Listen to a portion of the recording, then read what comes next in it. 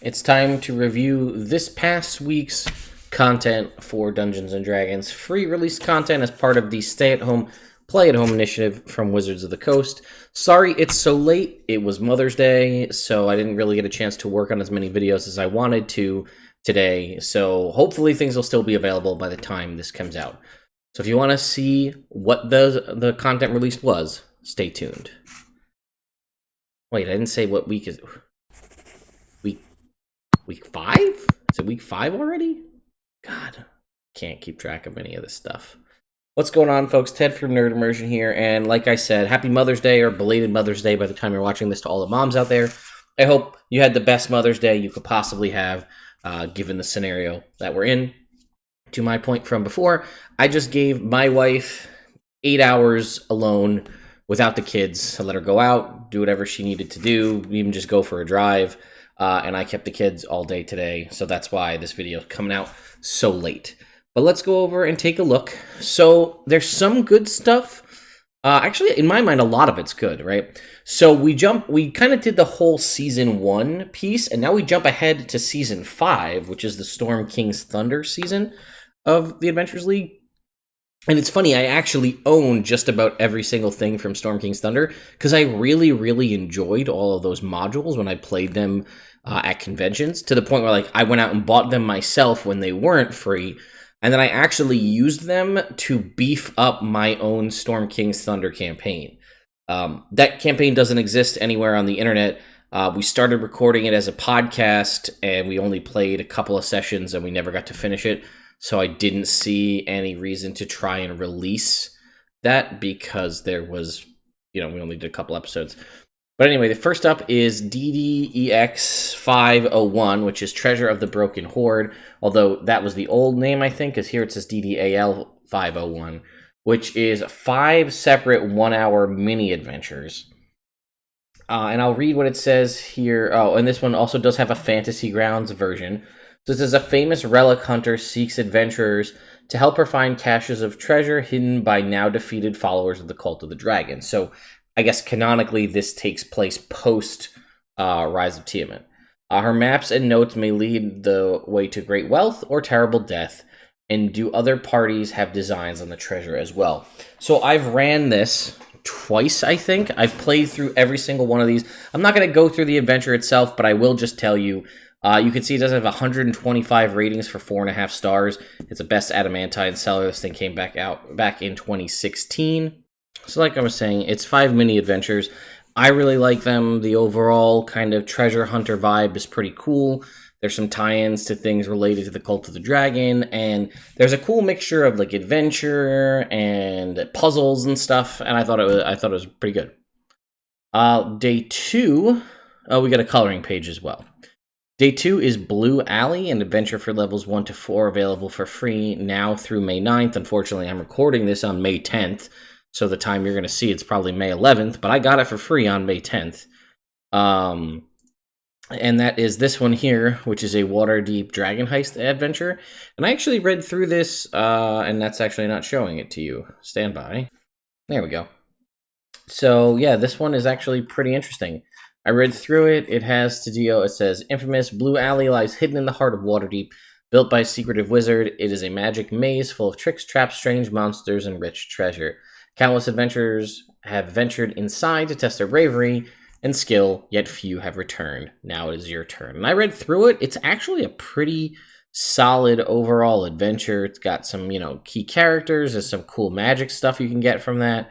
Treasure, enemies, and so on. Very cool. I'm a big fan. When I eventually run Waterdeep Dragon Heist on my channel, which I will do in the future, I'm probably going to see if I can incorporate that. On Wednesday, we got the second module for Season 5, 502, the Black Road. Caravans have a difficult time getting through Parnast via the Black Road. Organized attacks by orcs and other monstrous humanoids working in consort with one another have folks baffled. Little do they know, an unusually intelligent hill giant going by the name of Bad Frule is to blame. Seer has sent her emissary Singh to talk to your group to accompany a caravan with very special cargo destined for the Shrine of Axes in Parnast, and to figure out who is responsible. Again, I think I've played through this one as well. This entire scenario, this whole thing with Bad Frul and Seer and Sing and all that, very cool stuff. I'm a big fan of this. Again, 195 ratings, 4.5 stars, best adamantine seller from back in 2016. I think that the season, like, I tried Adventures League way back in Season 2, when it was Princess of the Apocalypse, Elemental Evil base, and I just didn't enjoy it.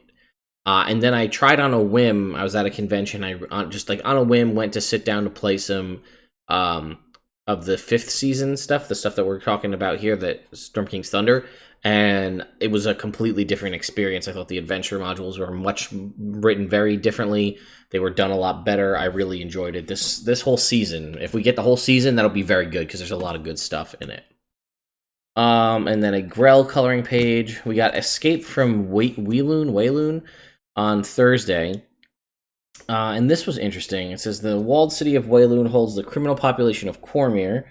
The residents of that place are bound to it forever and cut off by the outside world. Now you're here with no memory of what brought you to Walloon. All you can think is finding out why. And I did read through this. I downloaded this one as well. I read through it a little bit.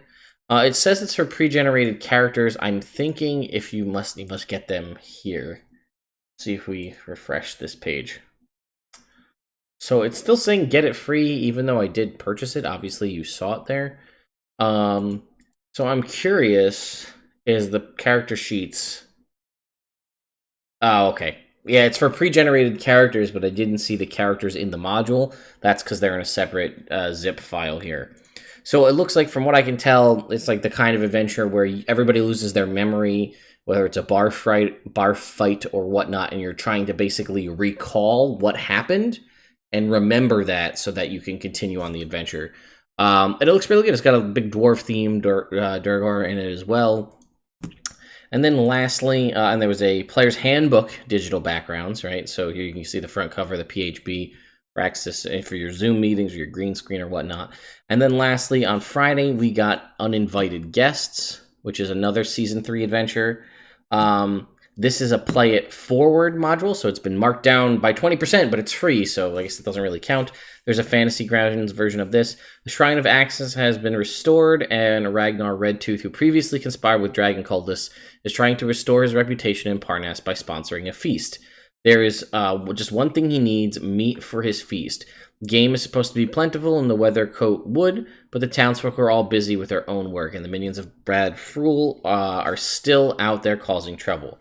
So I think there's a bunch of really good... I don't know if it's this module, but there's definitely... there's one with a set of really good puzzles, and where you go drinking with satyrs, as in Season 5.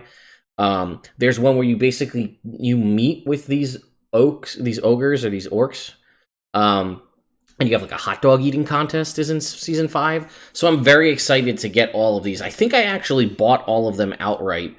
Again, this one 4.5 stars, 91 ratings, best mithril seller. Not as highly rated as the other ones, but like I said, all of Season 5 is a very solid written, and I honestly think I like the Adventure League stuff better than I like Storm King's Thunder as a whole. But I'm curious. Let me know what you all think in the comments below. Again, I'm very sorry that I'm doing this recap at a point where many of these things may be unavailable.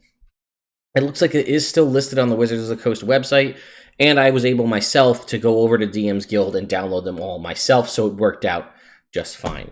Sorry if my camera's been doing a really weird thing. I think the blinking lights from the Proton Pack set off the autofocus. Special shout out to my patrons over on Patreon for helping to support the channel.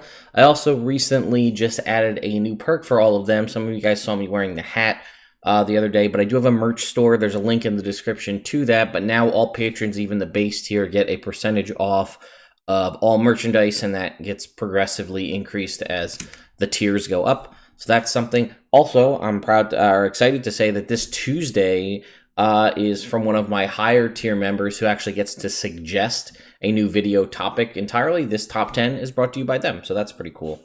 If you haven't subscribed to the channel already, I would greatly appreciate it and see it as a personal thank you if you do so. And I will see you all next time.